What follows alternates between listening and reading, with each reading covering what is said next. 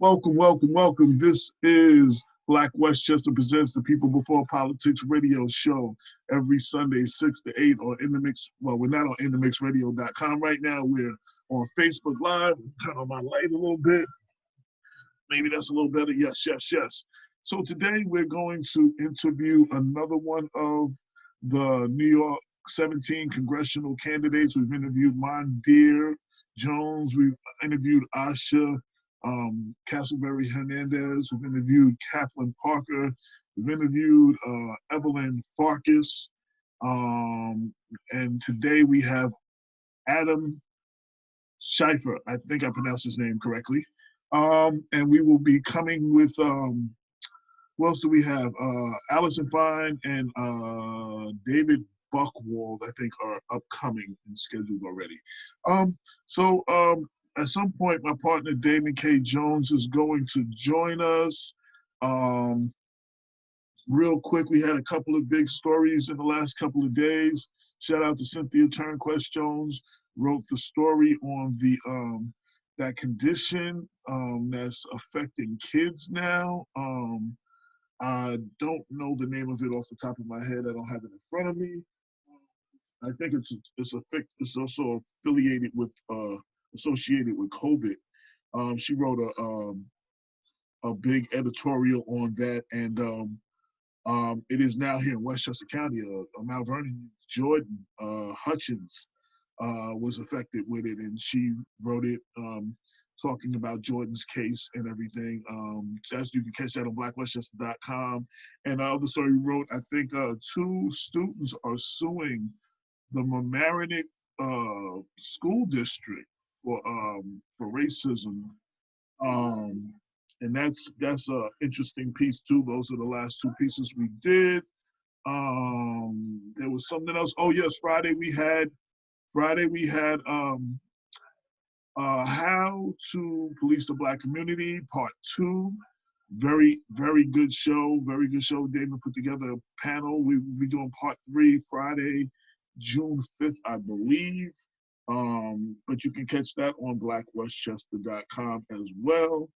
I'm still trying to pull up the story that Cynthia wrote. It was a very good story, and I just wanted to,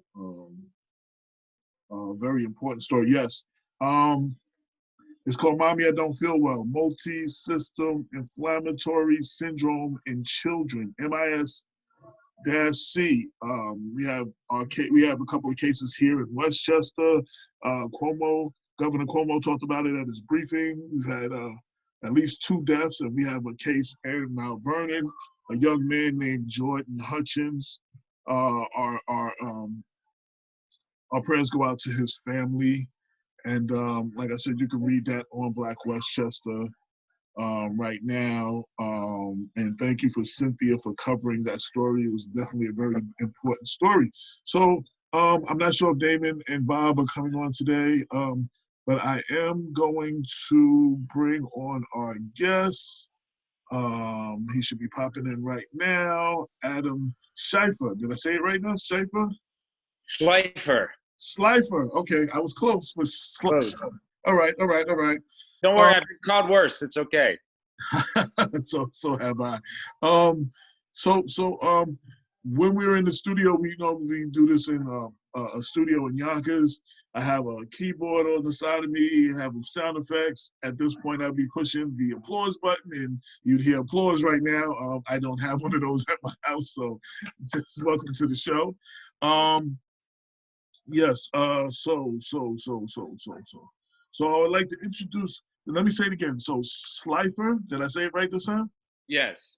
Okay, Adam Schleifer, running in the New York 17 congressional district.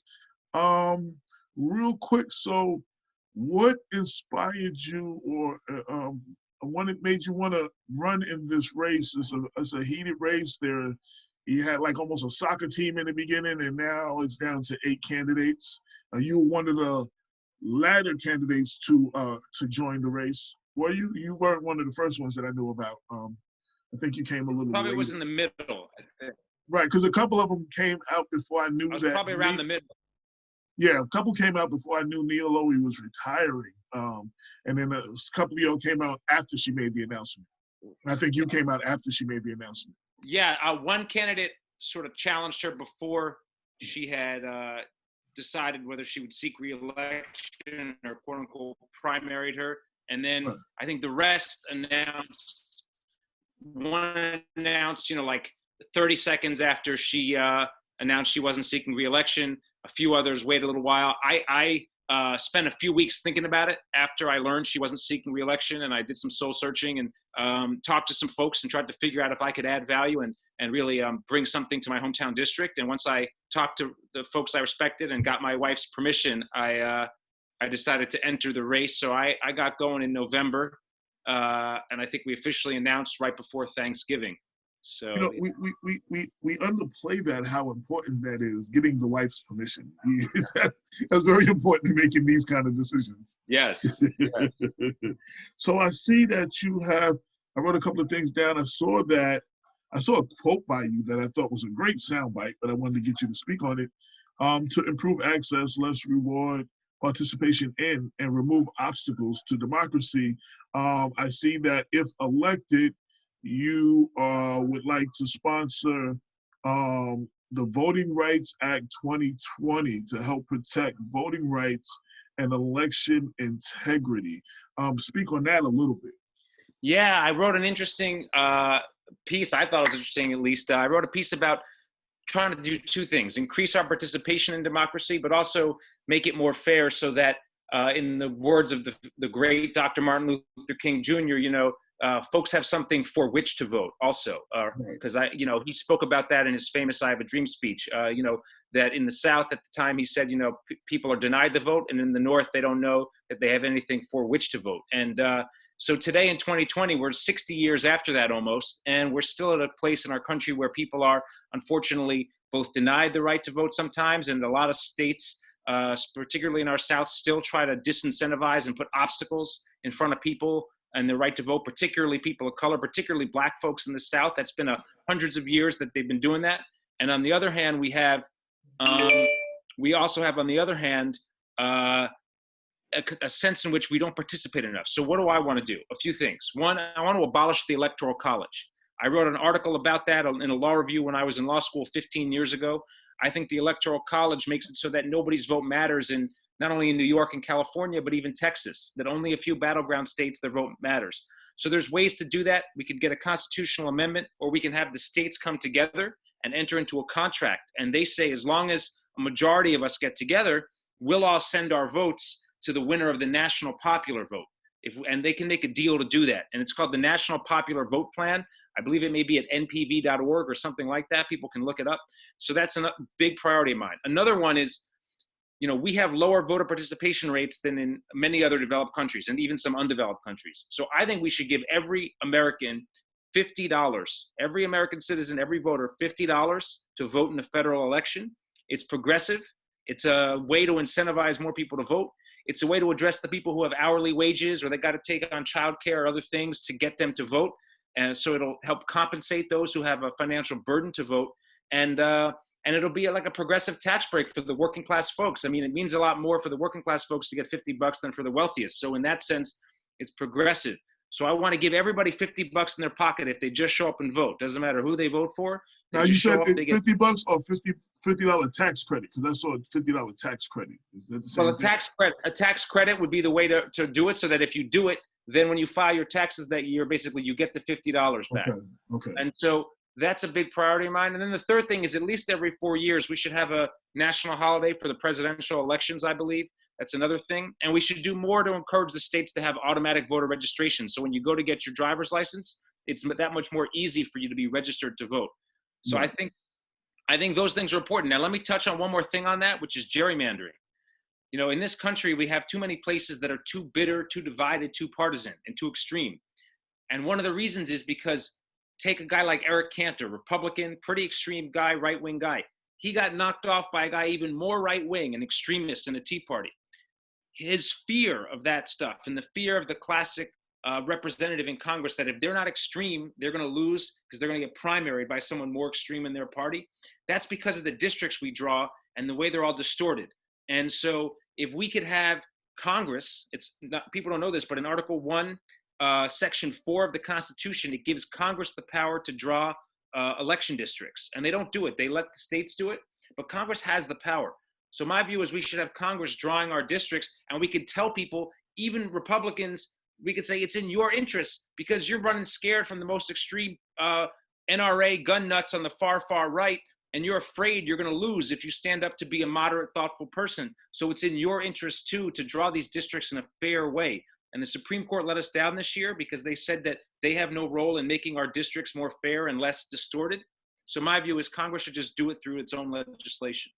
Now, while I like how a lot of that sounds, the Republicans, you have to work with the Republicans who are benefiting somewhat from the voter suppression, like what we had in Georgia in the midterm elections with Stacey Abrams and now Governor Kemp, who was head of the Board of Elections and made the decisions on how the election was going to be in the election he was in, which, you know, should not be.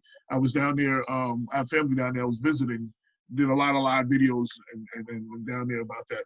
But and you know, the Republicans actually run, unless you flip those seats right now, they're in power. So how do you get them to go along with what you're talking about when they benefit from it? Yeah.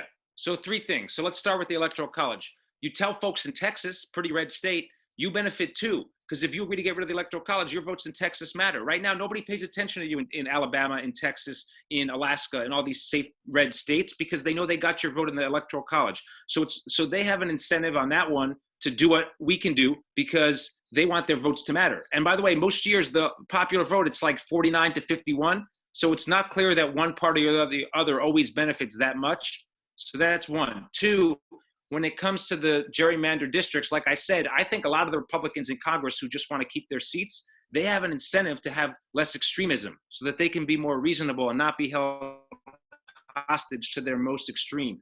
And then the 3rd thing is on the tax credit for voting.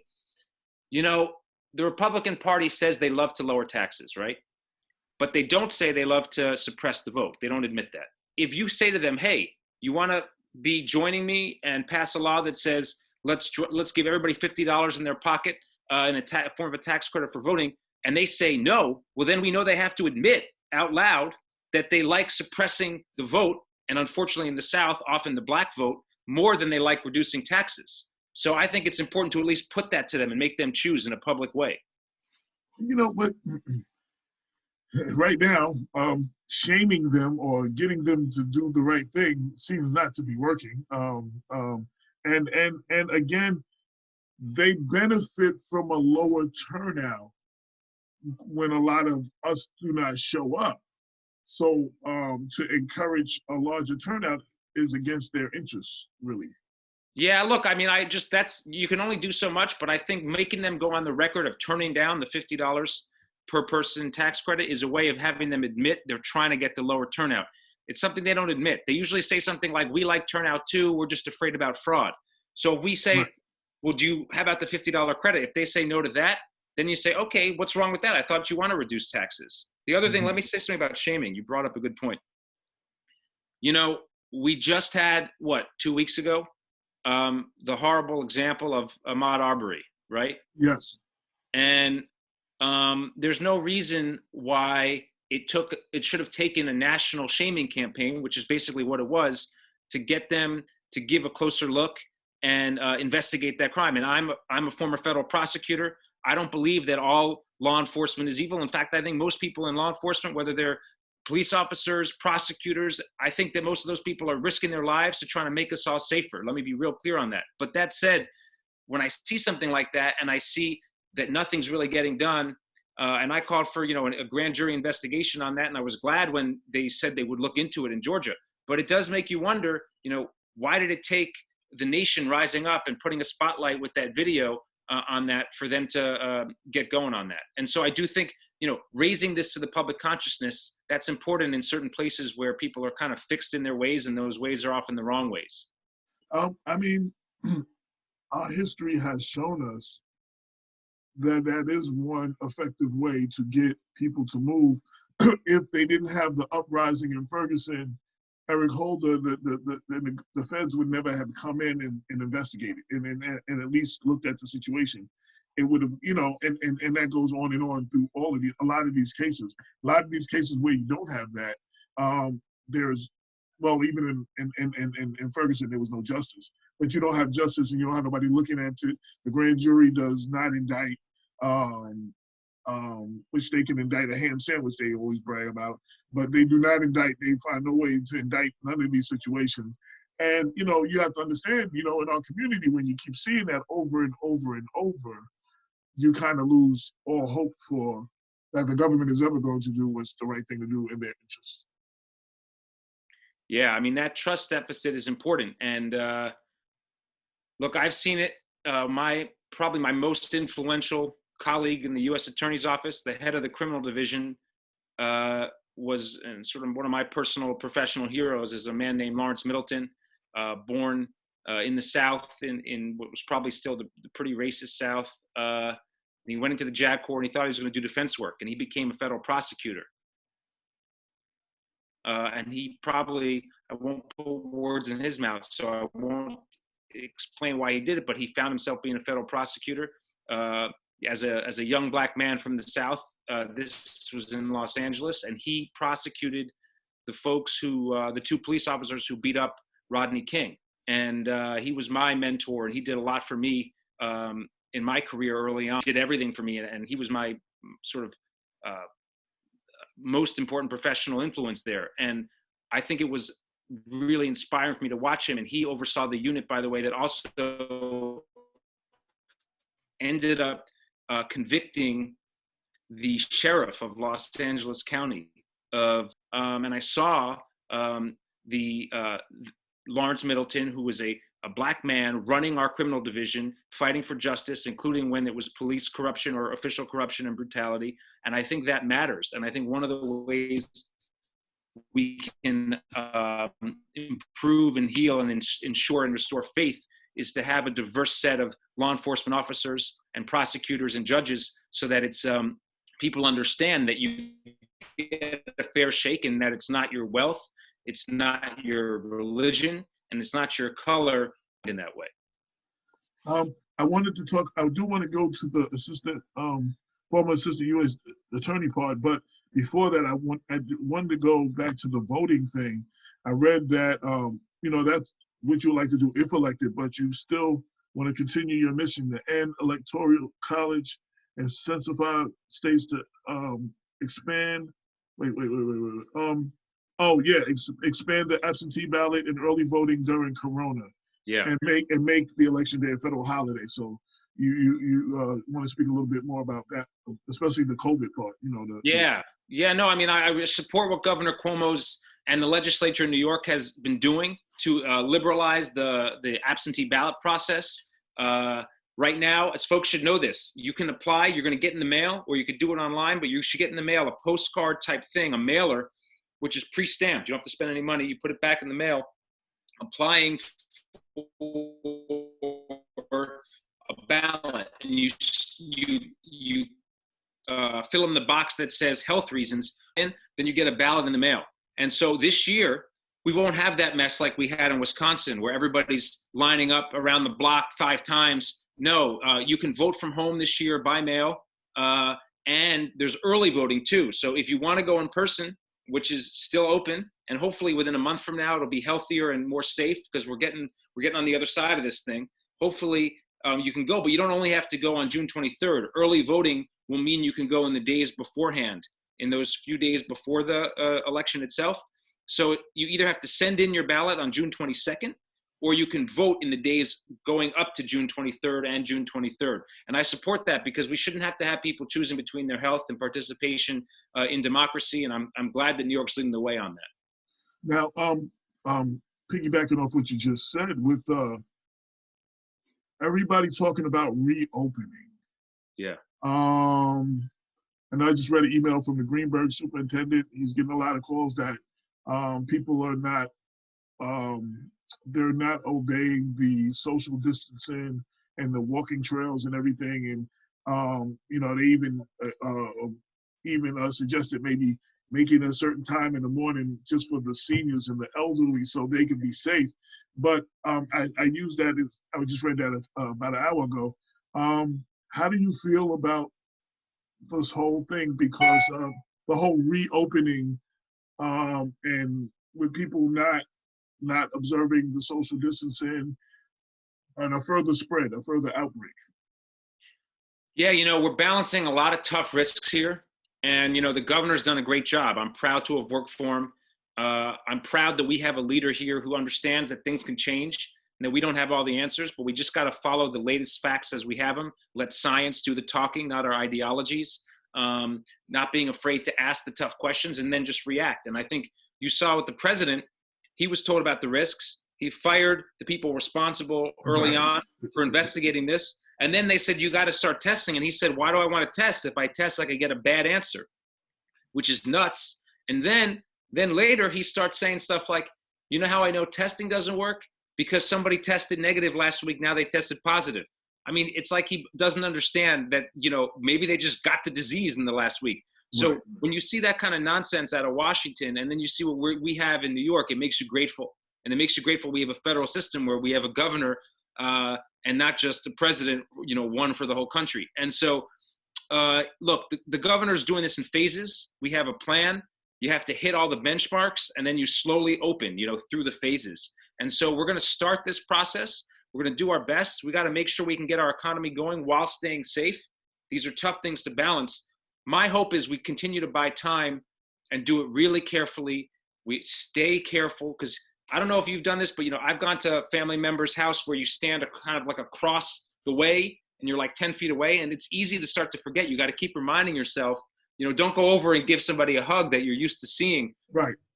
It's a tough instinct, and so we're social people. Humans are social, and so we're going to want to do it. We got to be careful, and so I think we got to try. We'll see how it goes, and hopefully we just got to stay very incremental and keep watching what happens. And if it starts to look like it goes up, we pull back a little. But I do think it's a good idea to try to get people back to work, because here's a stat I learned: like 80% of America can't miss a number of paychecks in a row. They don't have substantial savings. Right. They said a lot of Americans are 3 to 4 paychecks away from being homeless. That's right.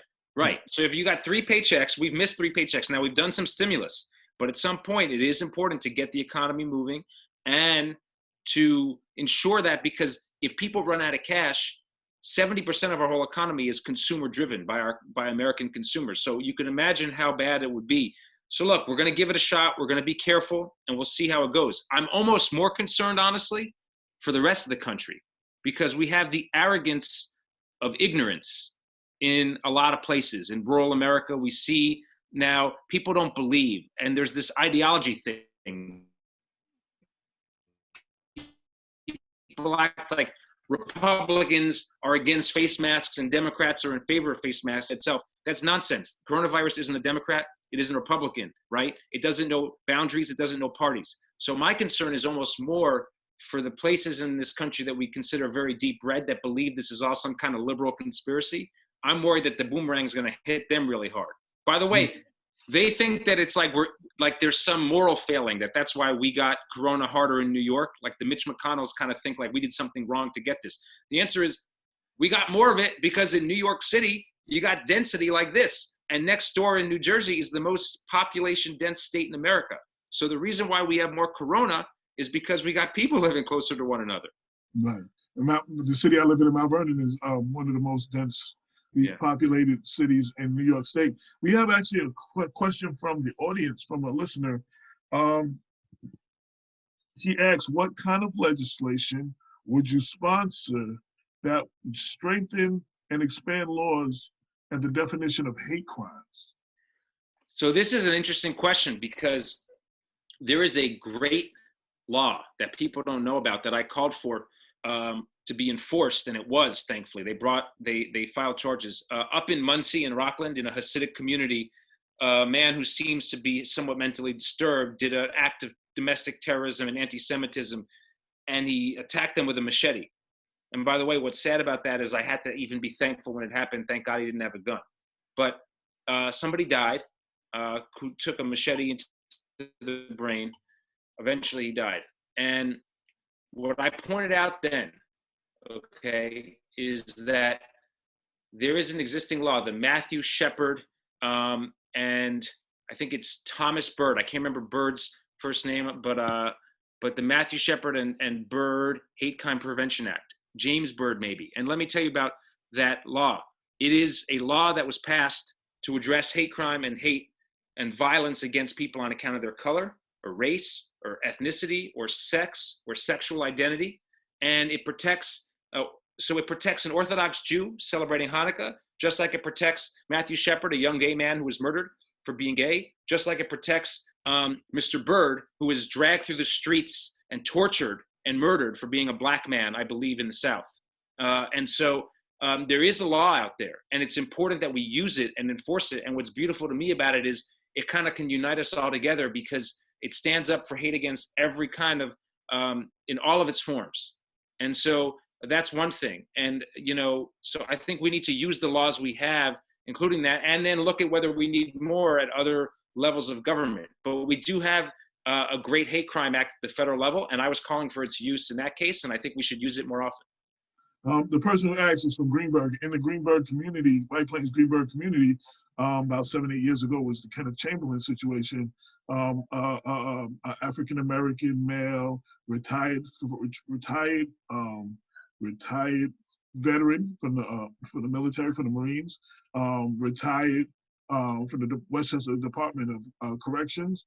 He fell asleep and hit his life aid alert, and the police were called for a welfare check, and it ended up turning into them breaking down his door, beanbagging him, tasing him, and killing him. And in the process, when he said, he was standing up for his rights, they said the words to him, and it's on the Life Aid recording has this. You can look it up. After this, you can Google it. You'll find the recording. And they said, "We don't give a F, nigger." And they called him the N-word a few times. Janet DeFiore, who was the Westchester District Attorney at the time, said that doesn't fall on being a hate crime. The use of the word, the N-word, was just a distraction for the cops to be able to obtain entry into his apartment. And she says that on the record as well. So, I mean, I was just saying that's a situation that happened in the neighborhood of the person asking the question. A story that we've covered extensively.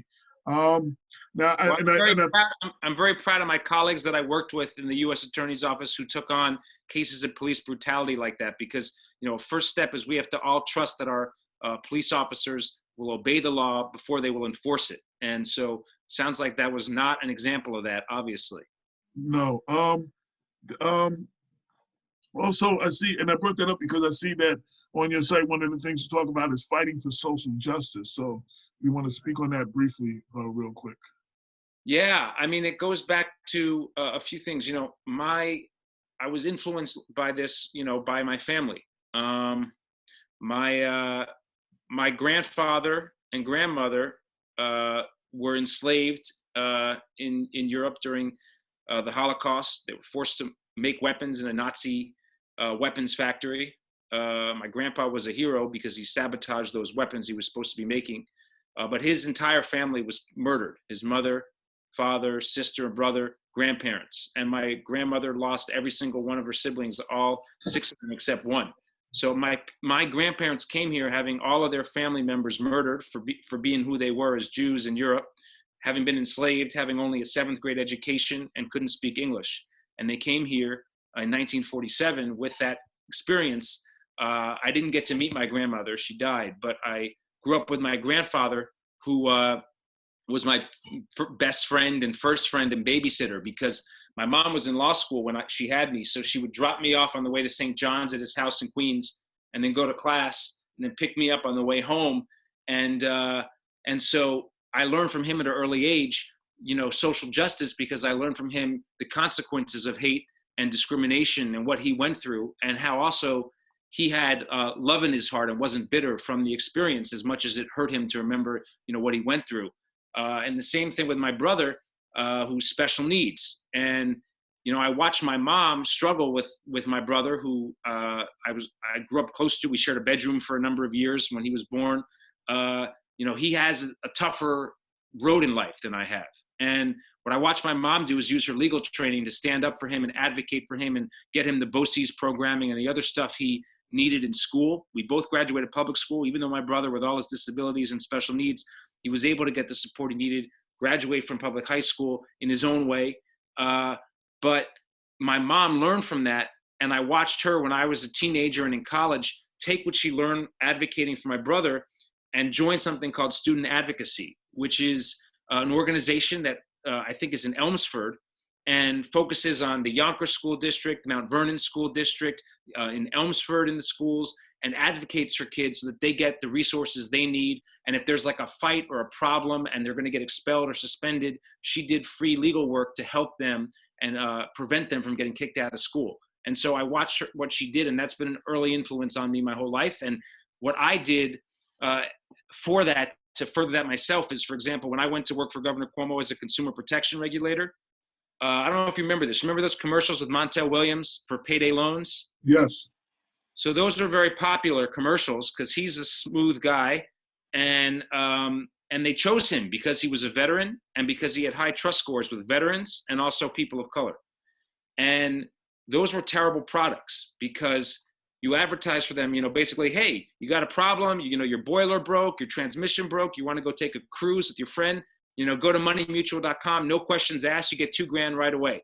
Problem is, nothing in life is that easy, right? And so you take out that $2,000 loan, you could be ending up paying, $20,000 in debt before you can get out from it, because it's like 1,300% a year, some of those loans. And the whole business model was built on trapping people in cycles of debt. And so I saw that, and I saw those ads, and I said, that's not fair and that's illegal because New York doesn't allow you to loan money at that rate. So I brought a legal action against them. I took that commercial off the air. That's why you don't see that commercial anymore. And I took that product out of New York so that people wouldn't be tricked into these kinds of predatory products. So I think that started with the examples of my family, but that's what I did in my career as a lawyer, to use those tools I had to stand up for people and make sure they got justice. I did a series of stories when I was living in Atlanta. I was in Atlanta for 10 years. That's where I saw so many of these payday loan places, and it's like legal loan sharking, like, yeah, basically.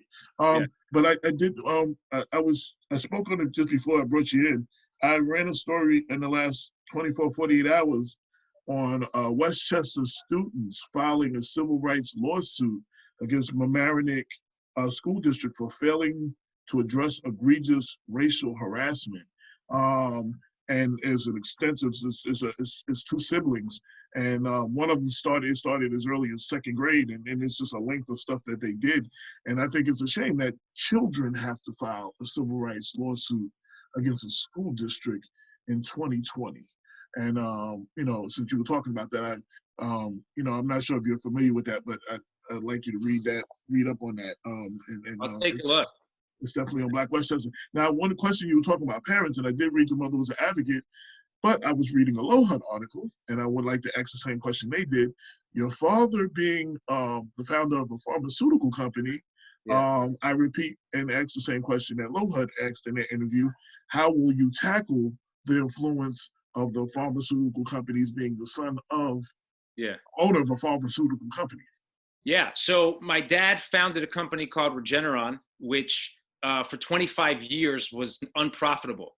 And I watched him. He's a tremendous influence and hero of mine, because for 25 years, they tried to develop treatments that would help people, and they failed. And they kept at it, and they kept working.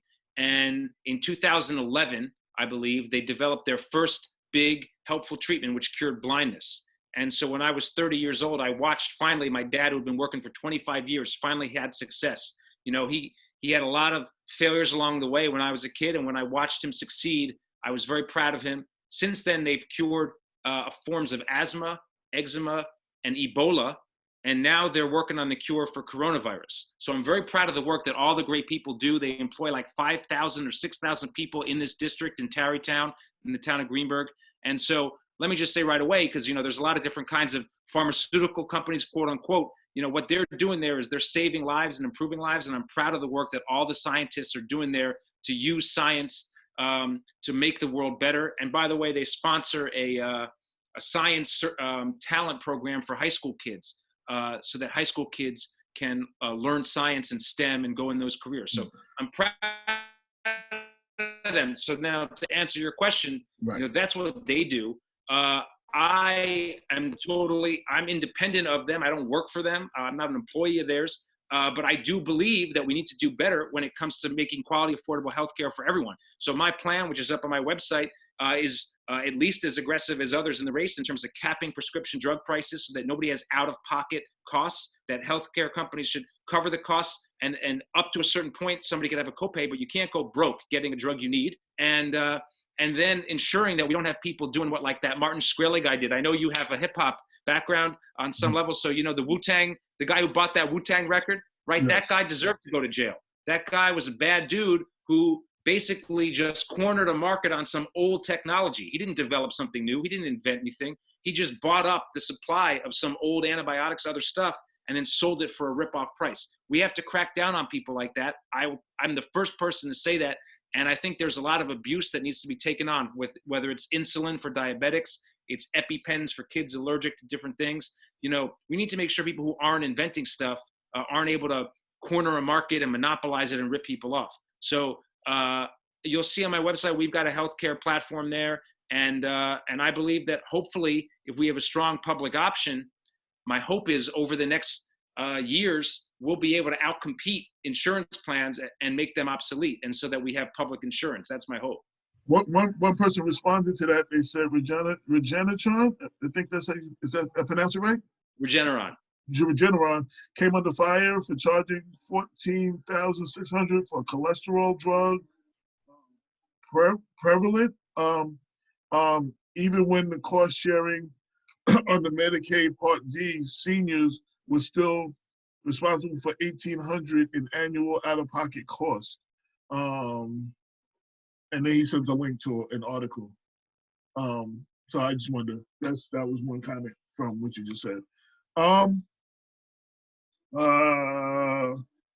see something that you speak a lot about, and you actually wrote an op-ed for the Harvard Kennedy School Review on the 19th about ending gun violence. Yeah. I personally live in a city, Mount Vernon, where there's a lot of senseless gun violence and unsolved homicides, and I know a lot of Black neighborhoods echo that. So what are your thoughts on ending gun violence? If you could speak on that. Yeah. So when I was in first grade in New York City public school, PS6, a little boy put a gun on me, loaded handgun, and I didn't realize that day that it was a real gun. I thought it was a toy when he was doing it, but he was putting it right up against me. And then I learned later, I think the next day, my mom told me a story had come out in the news about it and that it was a real gun. And so I had an early brush with that. I'm fortunate to say I've only had one other time when I had a near scary incident with gun violence. One other time in college, I saw somebody sort of put a gun up on me. But I'm fortunate that that's the extent of it, but it's a personal thing for me. I've experienced it myself. So I know Asha Castleberry Hernandez has another story of her experience in White Plains where she had an issue with gun violence. I mean, it's a horrible thing that since I was in first grade, we've seen a generation of children suffer in schools under fear of gun violence. And as a prosecutor, I was very proud to take dozens of illegally possessed and illegal weapons and assault rifles and high capacity handguns off the streets. I made that a priority of my work, and I saw the way that gun violence can squander the potential of communities, and the way that if you can take the guns and the bullets away from those communities, kids can get back outside, can play without being afraid, without being intimidated. And so that was a major part of what I did as a prosecutor. I'm proud of it. There's nothing more important to me, I think, maybe curing or surviving Corona, getting our economy back on track. The sadness with gun violence is it's so self-inflicted, right? I mean, it's a plague that we're causing on ourselves. So we got to have, just like you have a driver's license, every single person who possesses a firearm should have to have a license. Every single person.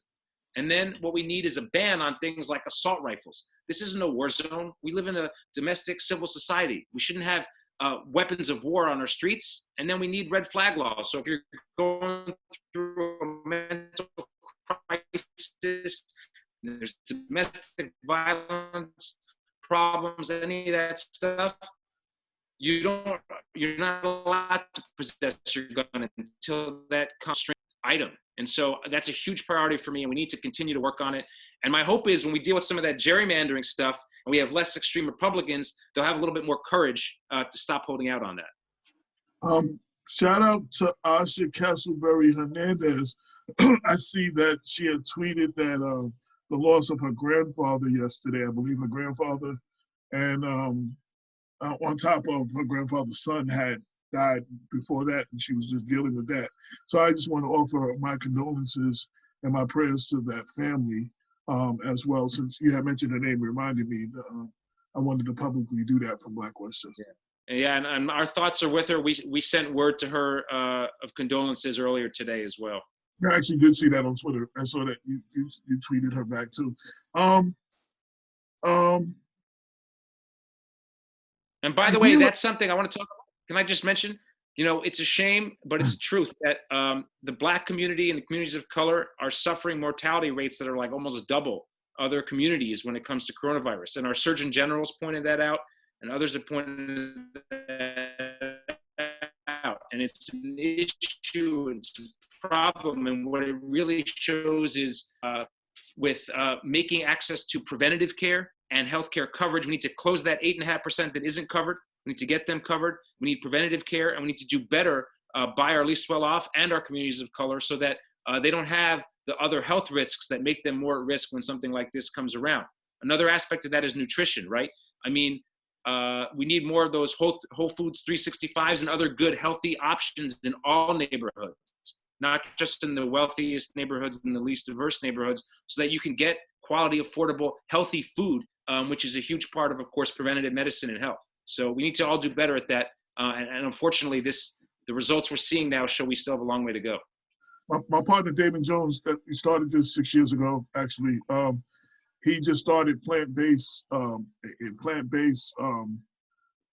living a website, and he's promoting the eating of more plant-based foods and eating more vegetables and fruits to get your vitamin C, to get your immune system up, and staying healthy, because one of the self-inflicted things in our community as far as health is concerned, and I speak personally, and then I came off a scare recently 2 years ago, is the food that we eat, what we put into our body and use in our body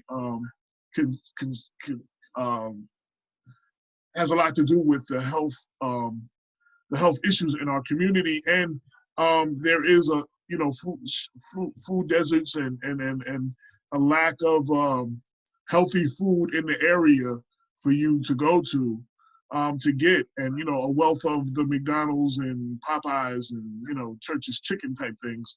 You know what I mean? Like and that is a concern, and we deal with that. And on Saturdays he does a special edition health and wellness Saturdays, and I just spoke him up, so I will let him speak on it himself. He is there. He's tuned in. He must have heard us talk about him. Damon, are you there? I don't see your video yet. I don't see your audio yet. Your video is not connected. But yeah, that's definitely yes, Damon, can you hear us? Yeah, can you hear me? Did you hear the conversation as we got to you just now? No. Adam was talking about the need for healthier eating, and one of the situations as far as helping prevent the health situations in our community. He was just speaking on that, and I was talking about your plant-based. Oh yeah. So, if you have a question about it, he was just speaking on that. If you want to ask him something regarding that. Oh well, as you're running for office, and we do see a need in addressing the issue of the American diet. Yeah. Like what will be your goals to trying to look at the American diet and the recommendations from I can't even think of the name right now, for us to have certain dietary the dietary guidelines, right? Yeah. They had Dr. Milton Mills, who's an advocate for plant-based eating and a vegetarian vegan lifestyle. He also had produced a report saying that the dietary guidelines was biased because it recommends dairy, but 80% of people of color are lactose intolerant, and a lot of the other illnesses that dairy brings on. What would your agenda be, in addressing the different dietary guidelines and addressing the need for, especially in the Black communities and poor communities, for much healthier eating and more fresh vegetables and a healthier lifestyle, so we won't have these pre-existing conditions that leave us as targets to something like COVID-19. Yeah, no, that's what we were just talking about, Damon. So thanks for bringing it up. And I'll say it's interesting. A lot of Jewish folks also have some lactose intolerance. As I studied it once, I think there are two centers of where. So there's a gene that turns on and off the lactase enzyme in people. And basically what happened is there were two spots in the world, like, I don't know thousands of years ago, where they came to domesticate cattle. One of them was in like southeastern Africa, not where maybe a lot of African Americans are from the Western Africa. The other one was like in Germany area or Central Europe. So basically those two communities, which spread it to a lot of Europe, have lactose. They can handle milk better than the rest of the world. A lot of Asians are lactose intolerant. A lot of Jewish community can be lactose intolerant. A lot of people are lactose intolerant. So that's an interesting scientific issue. And so that's an interesting point. I would say more globally, we need to do better from an environmental, from an ethical standpoint. Everything leads us to say, eat less meat. A lot of people, I don't eat a lot of red meat. I haven't totally given it up. I'm aspiring, but it's hard to do. It's understandable. I'm not there either. So it's a process. I'm getting close. I mean, I gotta say, I don't know if I could ever get away from chicken, but I'll try. And fish, I love. But the less we eat of that stuff, the more healthy we'll be. I think from a federal government standpoint, let's start with the kids. Right. The Trump administration, as I remember it, rolled back some of the healthy food initiatives that the Obama administration had put into schools. Because what we all understand is the Department of Agriculture, and our education system, they put out a lot of food into, the front lines of where kids learn habits there in their school day. Some kids eat 2 meals a day in school. Right. So we have to have the right kind of foods at schools. When I was a kid, probably you too, when I went to public school, you just got like the sloppy Joe one day, then like the fish sticks the next day, then pizza was a big day. I think Fridays was pizza. That's not exactly like the healthiest menu if you think about it. No. And so we need to do better at feeding our kids in schools in a healthy way and teaching them early by both lesson and example of what healthy eating is, and not having like Lay's chips and all the vending machines, get something more healthy in there. And so look, the federal government has a role in that. The Department of Agriculture has a role in that. And we need to make sure our guidelines are more clear on that too. So I think there is a role for Congress to make sure that happens. Yeah. You have a question from the young lady in Greenberg. She said, how will you address food deserts? In the New York 17 Congressional District, the Fairfield section of Greenberg is the 4th largest African-American community in New York State. And she's saying there's food deserts there.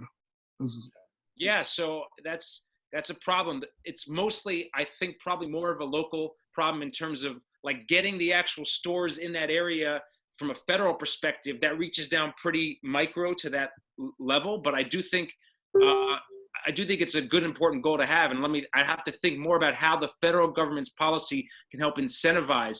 I certainly think one thing they can do is have tax incentives so that certain kinds of businesses, and we can define that as having like, certain kinds of supermarkets or whatever it would be, could get incentives to locate in an area where it's a defined area where there is a food desert, so to speak. So I think that's one way the federal government might be able to help out with that. Now, another topic that seems to be popular and a lot of people talk about during campaigns, I see that you would like to regulate and tax marijuana, so legalize marijuana? Yeah, so I wrote a whole thing on this. I wrote an op-ed. This comes out of my experience as a federal prosecutor. I'm not, and let me just say what I'm for and what I'm not for. I'm not for legalization of all drugs, and I'm not saying people should smoke marijuana or should not smoke marijuana. What I'm saying is marijuana has the scientific health profile of something not so different, let's say, maybe even healthier than alcohol and cigarette. Criminalize that with alcohol. So all I'm saying is we should decriminalize, regulate, quality control, and tax marijuana. Why? Well, first of all, when I was a federal prosecutor, I prosecuted some international drug cartels in Mexico, and I learned about their history. And I learned they make billions a year from marijuana. My view is, why are we giving billions a year to Mexican drug cartels to shoot up and destroy their own society in Mexico and their innocent people in Central America and our country, if we could have farmers in this country making that money instead? And if we could have the FDA controlling the quality so we don't have kids vaping this gray market stuff that we still see, which kills some of them. My view is we should have it fully decriminalized, regulated and quality controlled, and then taxed. And by the way, that would do a lot, particularly in some urban communities and communities of color where they've unfairly been harmed by marijuana policy for the last 70 years, that they should get some of the economic benefits of that as well. What I mean by that is, I remember walking around the streets of the city for the last, 20-something years, and you see all the time, unfortunately, young Black kids, get busted in the subway and elsewhere for possessing small amounts of marijuana over these last decades. It's changed recently, I know. And then that puts them into the criminal justice system. And it creates all sorts of effects that make it harder for them to do other stuff. And it's like a one-way street down the criminal justice system when a lot of kids who look like me were walking around with joints, smoking joints like it was totally legal. And so there's been a racial disparity to the way that marijuana was enforced as a criminal justice matter. And that's another aspect of this. So my view is we should decriminalize it, regulate it, legalize it, and tax it. How did you feel about the criminal justice reforms that was rolled out and the reform of the reform that's supposed to be rolling out in July? Yeah, so I'm not, we're running for Congress. It's more of a state issue. So I don't want to act like I don't want to confuse folks and say that I get to control what the state does. What I'm trying to do now is, run for the federal government in Congress. And my experience as a prosecutor was at the federal level. What I learned from the federal level is what they do there is they look at your danger and your flight risk. And they say, are you going to run away and not show up for your next hearing? And are you going to be a danger to people in the community? And I used to do those hearings, and I was proud to say, I had a lot of fraudsters who I convinced judges, these fraudsters are dangerous to their community because they're running around stealing from people. And I had people detained for fraud crimes pending trial. And there were other cases where we didn't detain them. The point is, I think New York had a problem. The problem was mostly a problem of Rikers and too few judges giving too few hearings early enough for folks, and folks were rotting in jail in Rikers, and that was unacceptable. So that was the problem, and we needed to do a better job so that money doesn't control who gets a bail hearing or not. My view is the $500, whether you have it or not, it's irrelevant to whether or not you're really a danger or a flight risk. So we had a bad system, and I'm glad we tried to change it. I think the first wave of reform went too far, probably in the following way. They said entire crimes like burglary. They said anybody who commits a burglary, you can never be detained pre-trial. It's not a serious enough crime. Well, to me, that didn't make a lot of sense. There are some burglars, somebody who breaks into your house in the middle of the night, that could be a dangerous person, and that's a pretty dangerous crime, and that leads to a lot of violence. Somebody breaks in your house in the middle of the night, what are you going to say? Hello, what are you doing here? No, there's going to be some violence that breaks out. So my view is the reform of the reforms, I think, is probably headed in the right way, where it's not as big of a one-size-fits-all, and it's more focused on, evaluating whether or not specific cases present a danger or not. But I do believe we did have a problem at first, which was whether or not you could put up the initial few $100 had too big of a role in whether you rot in jail. So we need also, by the way, more judges and quicker hearings. Now, as a federal prosecutor, were you involved in any of the cases of African Americans killed by law enforcement, and whether they were brought to justice or not? Or were you involved in any of those cases? No, I was not. I actually applied for that unit, which was called the Public Corruption and Civil Rights Unit. And I got my other choice, my second choice, which was the Major Frauds Unit, where I took on mostly major financial scammers. But I had interest in that unit, but I didn't join that unit. Well, I did see that you were involved. Okay, go ahead. That's what I was mentioning earlier, is that probably my biggest mentor and hero in that office was the head of that section. I was very proud to see the work they were doing. And like I said, they ended up investigating and convicting the sheriff of Los Angeles County of corruption and abuses. Well, and I see also you were involved in Operation Varsity Blues. Yeah. The college, the parents that were paying extra money or whatever to get their kids into colleges and stuff. So if you wanted to speak about that briefly. Yeah, no, I had a small role in that, but I was proud to help. Basically, that case was investigated out of Boston. It was charged out of Boston, and it's going to be tried out of Boston. But I happened to be friends with the prosecutor who was leading that investigation. And so when it turned out they were going to have what's called a takedown, they were going to, bring in and arrest and arraign all these folks in Los Angeles, all these celebrities. I got a call, and he said, basically, can you help out with this? And so I did, and I'm proud to have helped him. And I gotten, there was some press that came out of it because basically I had to use the restroom in the middle of a long set. And so when I came out of the restroom, somebody said, "Who are you?" And I told him my name. And so then it got in the newspapers that, I was doing that. But it was mainly my friend out of Boston who handled the case, but I'm proud of what he did. And here's why. We have to have faith that this country, that there's one set of justice and one set of laws for everybody. And when we had in that case, for example, parents bribing the test proctors $15,000 so that they could change the scores of their children. So kids came in, they didn't even know. They took a test. They didn't even know their parents then had an illegal side deal with the proctor and bribed them to change their answers. And then they submitted the work he did to sort of stand up for fairness in that respect. I just wanted to ask you about that because a lot of candidates mention the law should be fair for everyone, but it is not the African American experience that criminal justice is blind when it comes to a lot of us. She sometimes peeks under her blindfold before issuing justice to people of color. So I definitely, that was definitely a case that was not about people of color, and a lot of people.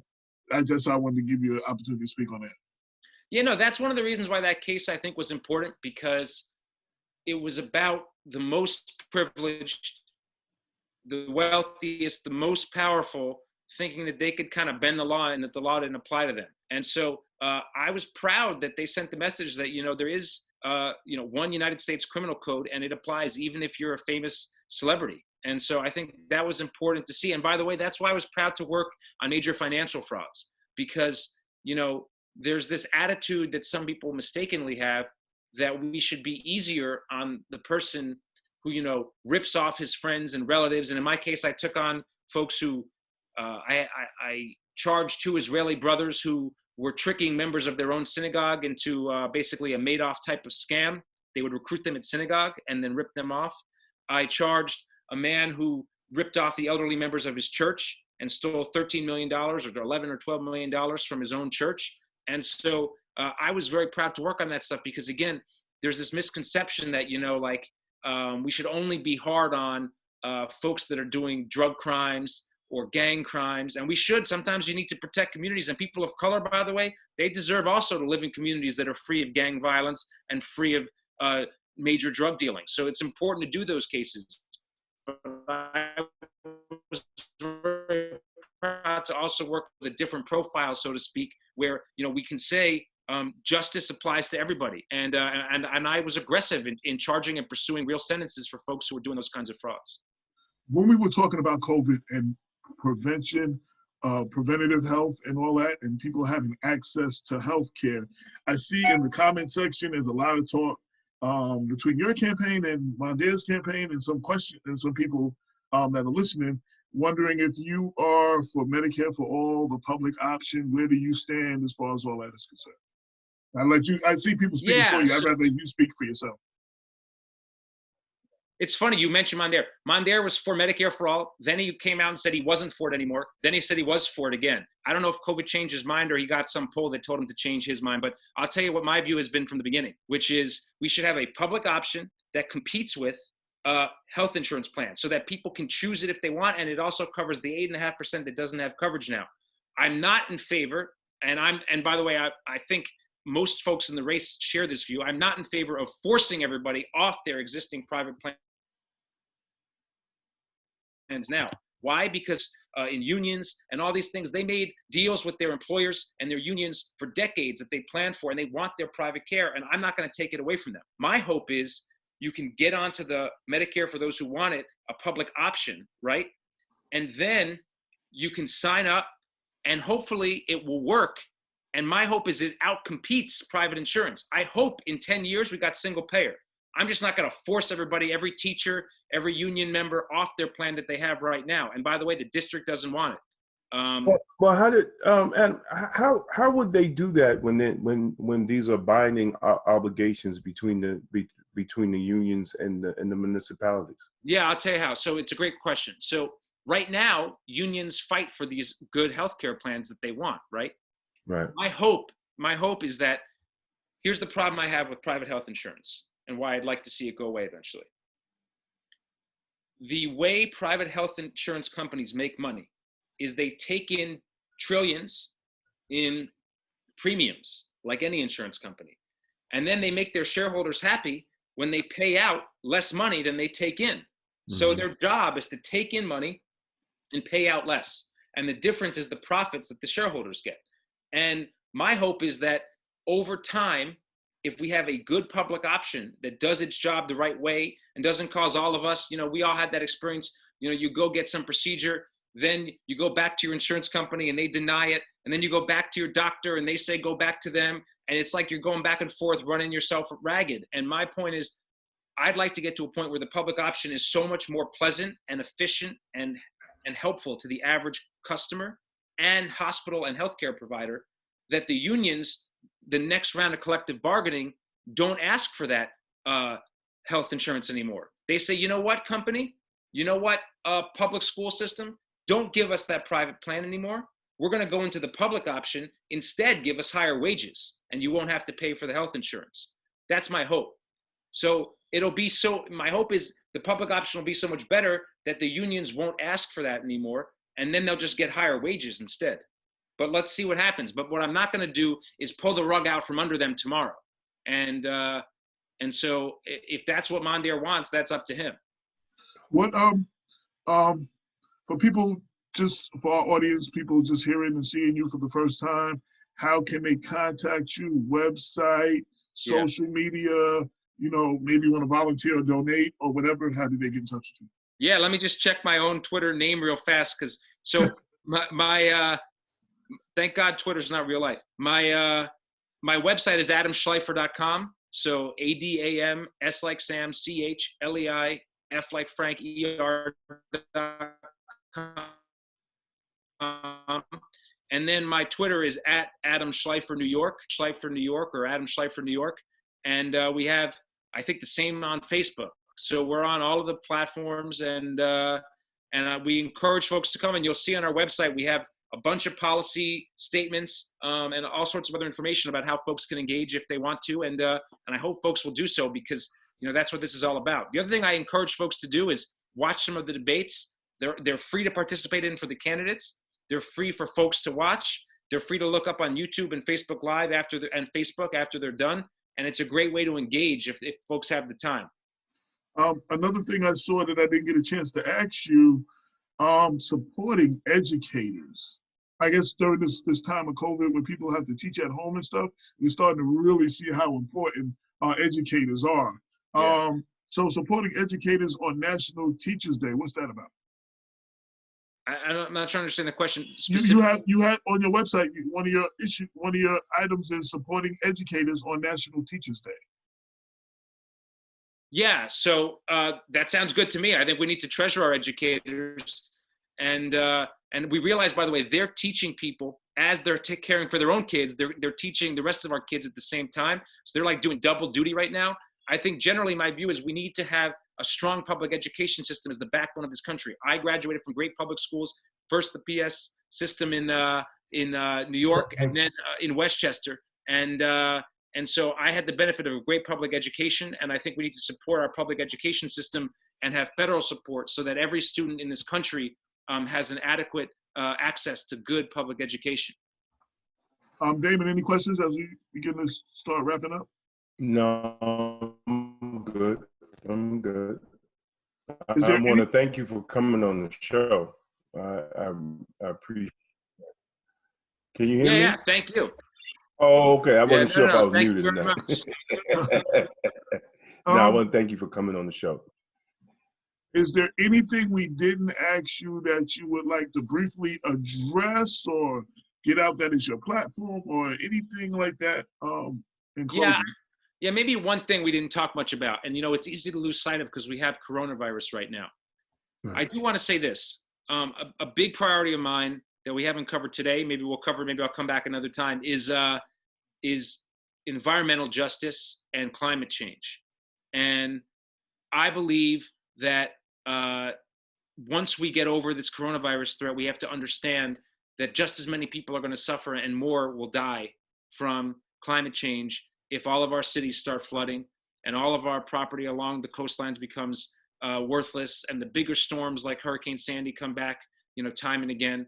And so my view is I favor, heightened fuel standards, a carbon tax, and a whole other things you can see on our website. I won't take the time now, but we have to remember that we can't lose sight of that because that's a huge threat. And we see now the suffering from coronavirus. Well, it's going to play out a little bit slower, but climate change could cost more lives by far. And so one thing that we didn't get to talk about that I want to, because as we all know, our urban cores, which are more diverse and have more people of color than other parts of the country, tend to have some of the worst pollution problems. And we all know that some of the most polluted neighborhoods are some of the neighborhoods that are have a higher percentage of people of color and also are less wealthy. And so I think that's important to keep in mind, that everybody deserves a healthy and habitable planet and fresh air and clean water and all that. And so that's something we didn't talk about, but it's really important to me. If you win the Democratic nomination, we would definitely like to have you back on going towards closer to the election. And if you win the seat, we hope that you will utilize us as a means to getting the word out. And, a lot of candidates come on now and then, they get elected, we don't hear no more from them. So we hope that, you will, utilize us as a means of reaching the people in the district and in the community. Yes. Even if, after you win the election, if you should win. Yes, most definitely. I'll definitely be back. Thank you for the time. Thank you. Absolutely. And we appreciate you and thank you and wish you the best. Thanks. Have a great night. You too. All right. Take care.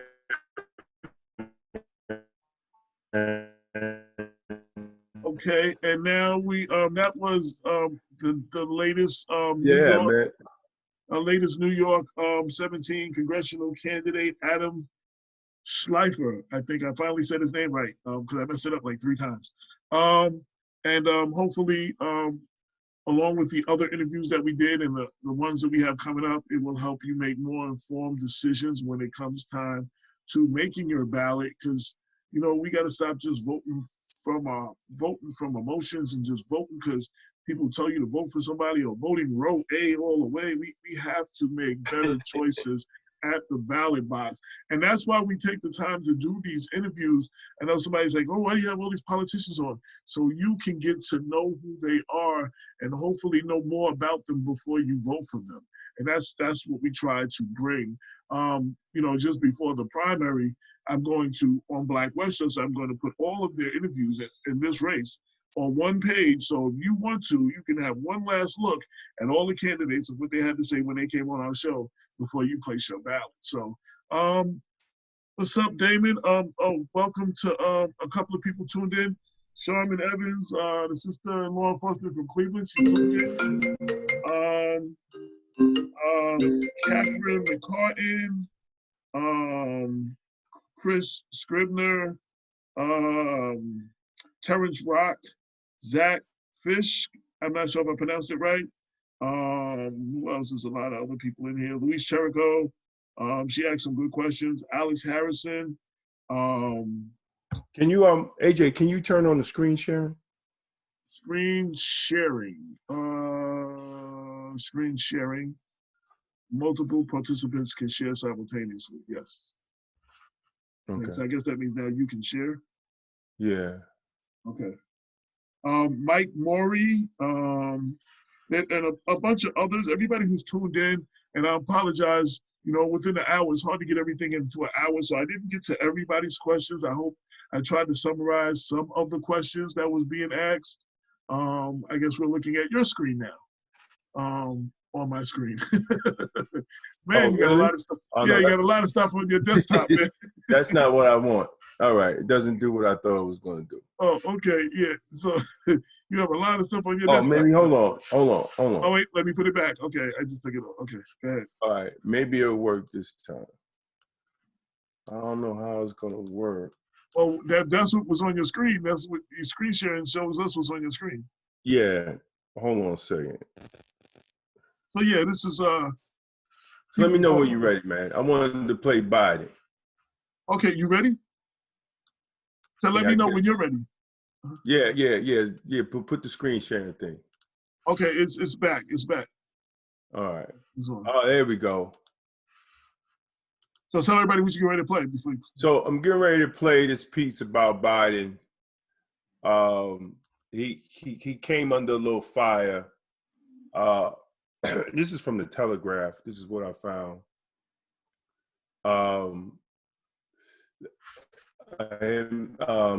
He was being interviewed by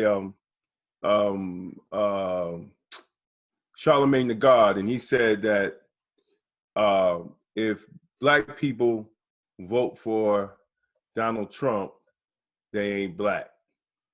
So let's a healthy 18-year-old brain. Mine is the other. Okay. You know, Vice President Biden, I've read some of your Black agenda, and you say that you would decriminalize marijuana. What's the difference between legalizing it and decriminalizing? Because they're trying to find out whether or not there is any impact on the use of marijuana, not in leading you to other drugs, but what it affects. Does it affect long-term development of the brain? And we should wait till the studies are done. I think science matters. I think we got decades and decades of studies from actual weed smokers, though. Yeah, I do. I know a lot of weed smokers. I want to ask you about your running mate. I don't know if you saw. Well, I saw the day that a news report broke that Amy Klobuchar was being vetted, and a lot of people on social media, they're not too happy about that. And it's because they want your running mate to be a Black woman. I don't know if you saw the op-ed in the Washington Post by some of the leading Black women voices in this country. And they feel since Black women are such a loyal voting bloc and Black people saved your political life in the primaries this year, they have things they want from you. And one of them is a Black woman running mate. What do you say to them? What I say to them is that I'm not acknowledging anybody who is being considered, but I guarantee you there are multiple Black women being considered. Multiple. Thank you so much. That's really our time. I apologize. You can't do that to Black media. I can't do that to white media and Black media because my wife has to go on at 6 o'clock. Okay. Oh, I'm in trouble. Listen, you got to come see us when you come to New York, VP Biden. I will. It's a long way until November. We got more questions. You got more questions, but I tell you, if you have a problem figuring out whether you're for me or Trump, and you ain't black. It don't have nothing to do with Trump. It has to do with the fact I want something for my community. I would love to see. Take a look at my record, man. I extended the voting rights 25 years. I have a record that is second to none. All right. You know, I just want to speak on the one thing. I extended the voting rights for 25 years. We need to have that passed as a law, where you don't have to keep extending it. Because if we get someone in and it came up under Trump and it was up to Trump to extend it, it would not be extended. Yeah. First of all, remember that, man, yo. First of all, look, I want to make it clear, man. I'm voting. I'm going to vote for Biden, right? Because at the end of the day, we just can't have that fool in the White House anymore. It's just too. Right. It's a matter of just getting him out at this point. Right. It's just too embarrassing. Right. It's too embarrassing. Number two, listening to that when he's talking about the black women or the women, right? It reminded me of Mitt Romney when he was in the debate with Obama, and he said he got binders full of women. Yo, this is crazy. It's like it's really crazy. But I don't think that Biden should apologize for that. First of all, it was you could tell he was joking. That's number one. But number two, he shouldn't apologize for that, because we act like we don't know who Trump is. We don't know who he was, right? We act like Trump just popped up out of the blue and ran for president, right? This is the man who called for the killing or the gas chamber for the Central Park Five of the Central Park Five, and has never apologized, even though they were exonerated. Exactly, he's never apologized. This is the same man that minority and black companies got screwed. They did the work for him, and he never paid them. Check the records. Let me just say, the Central Park Five thing, had that come up while he was president, the power that he has and how powerful his words are to influence what goes on, that may have been a rush to judgment, and they may have got the death penalty if Trump was president at the time. Well, no, New York State doesn't have the death penalty, so they wasn't going to get it regardless. It doesn't. He didn't pull some federal thing out of the. But that doesn't matter. But the fact that he took out a full-page ad calling for the death penalty for these young black men, right? And as black people, right, knowing the history of this man, right, we vote for him. No, you're not black. See, Biden needed me on his campaign because I would have told him what to say. And don't apologize for that. Trump never apologizes for anything he says. So Biden shouldn't apologize for what he says, because there's ample evidence on who Donald Trump is, that if you're a black person and you vote for him, you ain't black. You ain't the black. You ain't my kinfolk, right? Because you don't recognize the struggle and how this man used his power in business to suppress black businesses and black construction companies in New York State. Understand what I'm saying here. Understand what I'm saying. And then he has the nerve to tell us, when y'all foolish black people did vote for him, what do you got to lose? Well, guess what? We lost our goddamn lives. We lost our lives dealing with this pandemic while he didn't do anything in the White House. We lost our lives. So that's what you have to lose voting for Donald Trump, your goddamn life. Your goddamn life. Look at all the people that have died. Now, all this information, if they would have just acted 3 weeks earlier, they would have saved like 50,000 people. You got to be kidding me.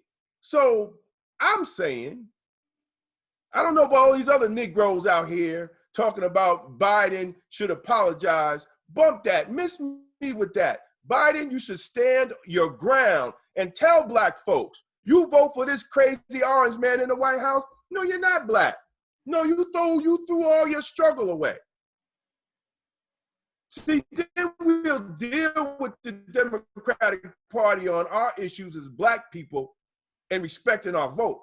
But if you're going to throw your vote away for the orange man, who we know who he is, we know who this man is, and you still vote for him? No, you're not black.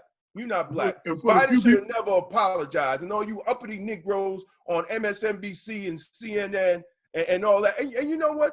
And you know what's crazy? I was watching MSN Joy, whatever her name is.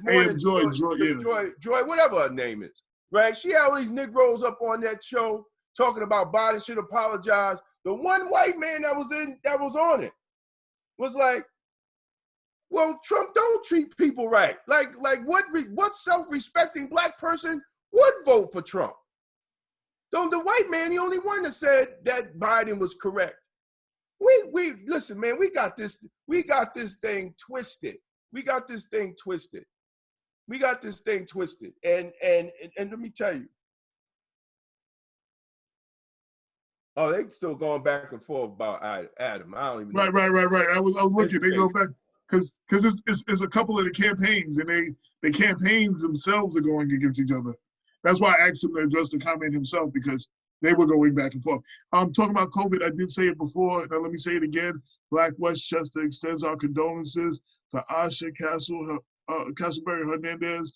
She just posted yesterday. She lost her grandfather to COVID, and her I guess would have been her cousin, her grandfather's son, died, and they were just dealing with that, and now they have to deal with this. So I just again want to extend our condolences to the family and our prayers to the family. I reached out to her, but I wanted to say it publicly. Yeah, this is. I mean, look. I mean, how many? Every time you get on your timeline, you know, you see people dying from this, and you got some stupid Negroes talking about, you know, this is a hoax and it ain't true, and people are dying, right? Just because it didn't happen to your family member or nobody close to you, doesn't mean it's not a hoax. But the problem is that entertainers, actors, public figures, sports arena people should never run for politics. There should be a national law, because we deal with the identity of the person instead of who the person is. Trump has always been a racist. He has always manipulated culture for his benefit, even when he was acting to be the friend of hip hop, you know, and wanted to hang around the hip hop artists. That because he wanted to keep his brand up. Had nothing to do with loving black folks, right? So let's not get it twisted. And that's why some of them like Jay-Z and all of them are actually shocked at the Trump that they see here, because back in the day, he was hanging out with them in the clubs. They was all up in Trump Tower, and Trump Tower was some big thing in New York that you want to go to Trump Tower and go to the bar and Trump in the Trump Tower down in Manhattan and hang out at the bar. That was the spot. Right. But he was doing that to make money, because he knew that Negroes, right, spend money. Just like he know that these ignorant white people that vote against their interests, everything Trump's for is totally against the poor white agenda, right? Everything. And I keep telling the dumb Negroes and the white people that go against their own interests that you ain't got enough zeros in your bank to be down with Trump. Right. You don't got enough zeros in your bank. He don't give a damn about you. He don't give a damn about the civil service workers, the police officers, these police unions that run and chase after Trump. He'd rather union bust. Right after these stupid police unions ran in support of them, the Supreme Court changed the law. Now we ain't even have to have unions. The people don't even have to be in a union if they don't want to.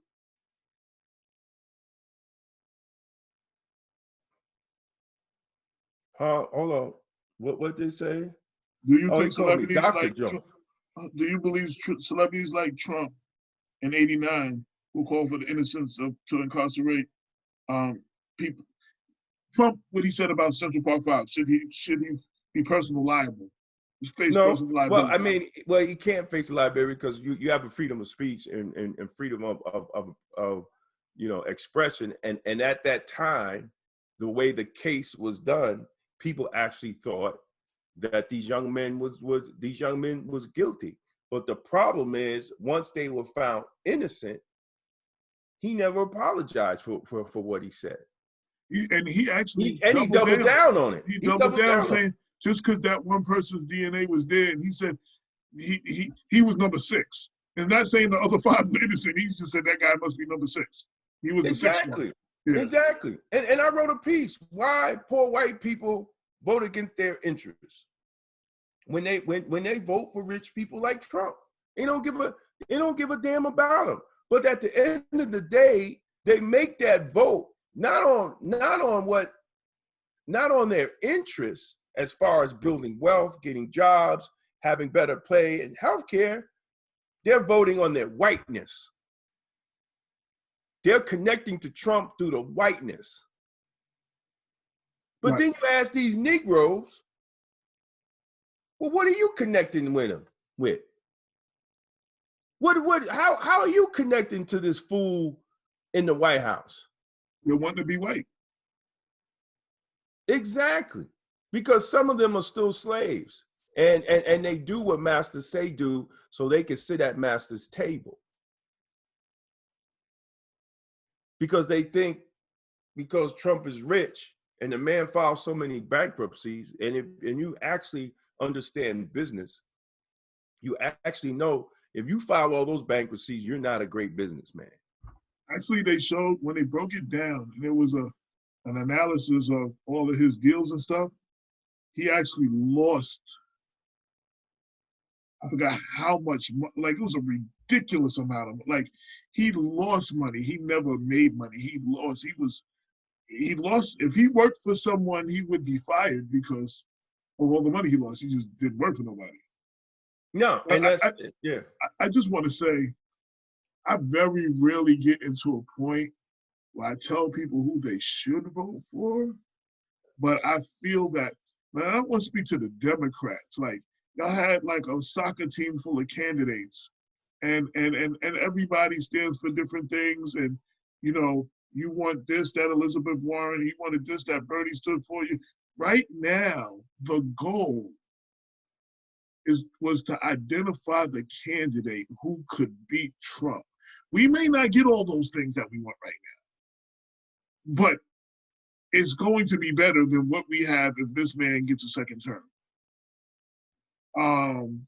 So you're not going to get everything you want, but it is important to get this individual out of the White House. Everybody is complaining about this, that, and the other. And for those people that were on the fence about him,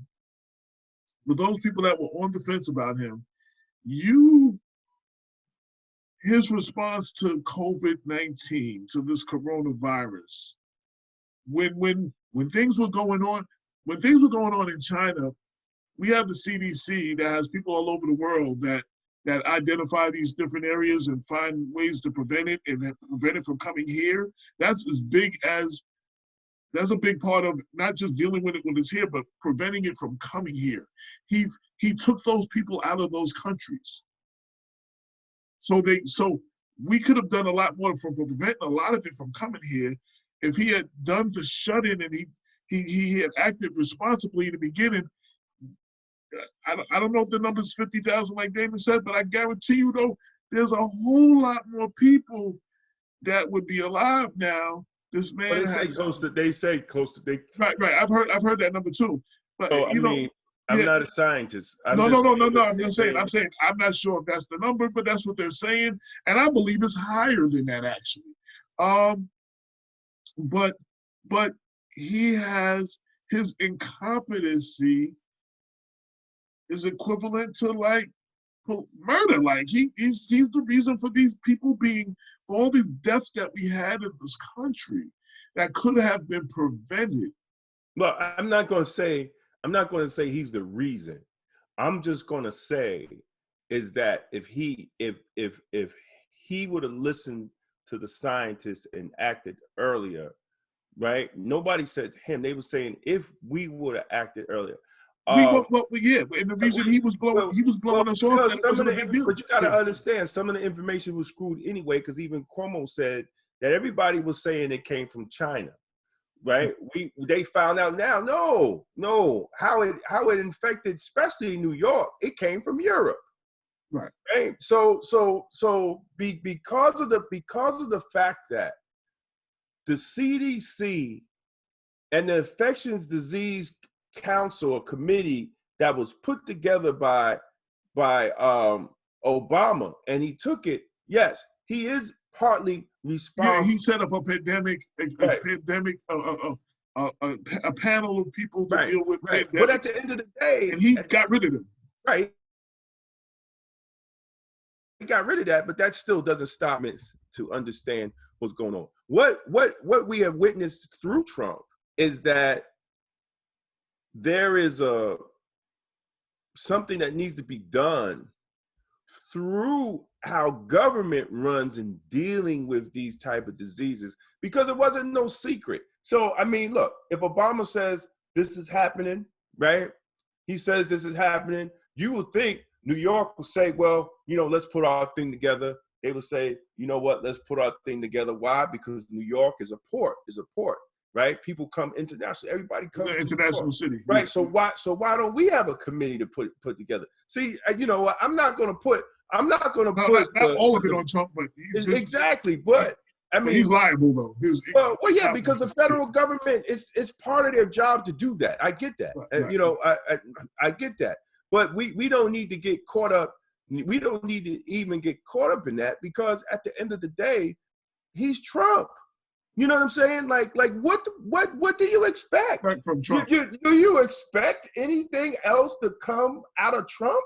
Like we continue every time we turn on the news, we continue to have amnesia that we don't know who he is. That's all I'm saying. Like that. That's I got you. His catchphrase was "You're fired." Yeah. He's Trump.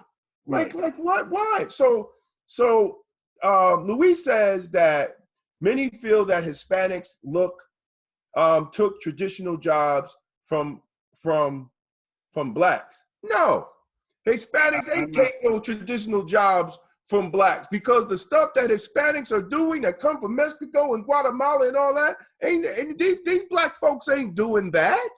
Black people, there's a lot of black people that don't pick no fruit. We ain't picking. Listen, we pick cotton and fruit and plants and all that for 400 years for free. You ain't getting black folks back there doing that again. Unless they're farmers and they have their own farms. Exactly. So Chris says, AJDK, who should be the VP? Personally, I like the sister from Georgia. Abrams? Yep, Stacey Abrams. Right, because and this is my reason why I think Stacey Abrams should be it, because they need someone that's going to talk the language of the people in those southern states. You need she definitely does that. She's from Georgia, right? So she know how, and and if they didn't suppress the vote, she would have been Georgia's governor right now if they didn't play games with the vote. So the whole thing is, you need someone out there, because listen, New York is a Democratic state. All these other, right, and you're absolutely right. Came to my 10-person law school class and spoke for 90 minutes. She's the real deal. No, I think it is. But I mean, look,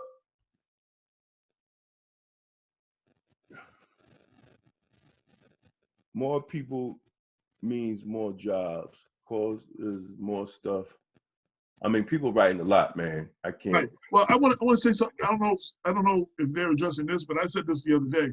You know, one of Trump's things is that he has created more jobs than he claims anybody else. Creating jobs and creating jobs, sustainable jobs that you can sustain yourself on, It's the two different things. Are two different things. Creating a whole bunch of Walmart employee jobs and McDonald's jobs and entry-level jobs that you still have to have some kind of subsidy or you know, to come in, some kind of thing coming in to help you out, food stamps or something, or you have to work 3 jobs to pay your bills. So you're not unemployed, you're underemployed. You know what I'm saying? So let's not the job number. I don't want to play that game either. Like the job number. How many jobs, sustainable jobs, has he created? Plus, this is the residue from the Obama years, man. I Yes. mean, people don't even want to. You know, this is the result from the Obama years, and because he took credit for it, you know, God blessed him with COVID. Now all the jobs is gone. Now you're gonna have to start fresh, right? Yeah, now you got to show if you're about jobs. But unfortunately, you know, we all know that all these jobs are not coming back, right? We know that these jobs are not coming back. They're going to be cutting firemen, police officers, correction officers. They're going to be doing a lot because what this COVID did was so that you could do more with less. Offices, you don't have to have as many employees now. You can do so much more online. Exactly. So it's going to be, it's going to be. They said that the United States has broke the history of the same minimum wage for the last 25 years. This is the longest ever for the nationally, I'm talking, right? So this is, and Mitch McConnell is making an argument that people now that are unemployed because of this COVID are making roughly around $25 an hour. So in some cases, you went from $10 to $25 an hour. And they say it's abomination. They shouldn't be making $25 an hour. But even with that they're getting, they're not even really able to make ends meet with that. So the whole, when the people are just being, we're being taken advantage of, you know, and you know, I pray that we get past this whole Trump thing and start being, you know, I'm not saying let's go be normal, because what we had before wasn't normal anyway. You know, get something that reflects freedom, justice, equality, and accountability. If we could work towards that, then we'll be talking about something, you know. But you just, I mean, everybody's saying, you got Puffy talking, and Charlemagne was good on MSNBC, you know, where talking about a Black agenda. It was great that Charlemagne talks about a Black agenda. A lot of these Negroes on TV is scared to talk about a Black agenda, having a Black political agenda. We need to have a Black political agenda. The hell with Biden telling us what he's going to do for us. We need to have an agenda. When we vote you in, this is what we want you to do. We want you to do for us. And if you don't do it, God damn it, in 4 years, we're going to vote your old ass out and put somebody else in. That's how politics work. Right. That's the norm. We've been unnormal. Right. The norm is we tell the politicians what to do. They don't tell us what's best for us. They miss me with that. They come to you about your concerns and what concerns you, and what, if they get in office, they can do for you to make your life better. Like, I mean, they exactly. except for our community You know, they sing a lot of praises on this. They play word game. You know, they do the pictures. They show up at our churches, and then after they're in, we start asking them why they're not doing these things when we should have been bringing these things up to them when they was running, when they was coming to us, because they can't get into the positions without our vote. So like they need you. You know what I'm saying, to even get into the office. You know what I'm saying? And once you realize that the power you have, you know what I'm saying, and start working, we have an agenda, we vote in blocks, we create our own PACs to support our candidates to help them be able to compete in these elections. It's going to be the way it's going to be, and we're going to keep having situations like this. And you know, I'm right, and I'm going to say it again, and I don't care who feelings I'm going to hurt. If that politician did not reach out to you, if you don't know anything what that politician is about, if you don't know what their agenda, what they have, and you never researched them or heard an interview for them, don't vote for them. Right. Respect yourself enough that you won't be a political hoe and just give your vote to anybody. You know, I know, I'm sure you get this, David, in the last couple of elections. You know, the people had to come up to me and be like, who should I vote for in this election? So just because I say vote for somebody else, you gonna vote for that person? Like exactly. That person might have person. You don't even know who the other person is. You don't even know, and you just gonna give the person your vote. That's being right. Just because I said, or somebody you know says that they're voting for that person, and you should vote for them, then you're gonna vote for that person, and you're voting the person you tell them for. Maybe that person, maybe their interest is being considered, but your interest, your interest ain't being considered because you don't even know who the person is. Well, usually we just throw our vote away. Like, not voting doesn't solve the problem either, but being more diligent in who you vote for, respecting and understanding the power of your vote, and using your vote responsibly is more efficient than just not voting. Right. No. I'm saying. No, I'm not saying you. I'm just saying that's the other answer.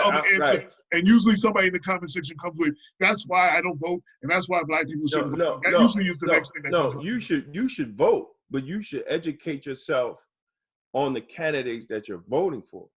And if you go into the voting booth, by that time, and if you don't hear nothing on that person, or you haven't, I mean, look, the election day should be like a test day that you had in high school or college.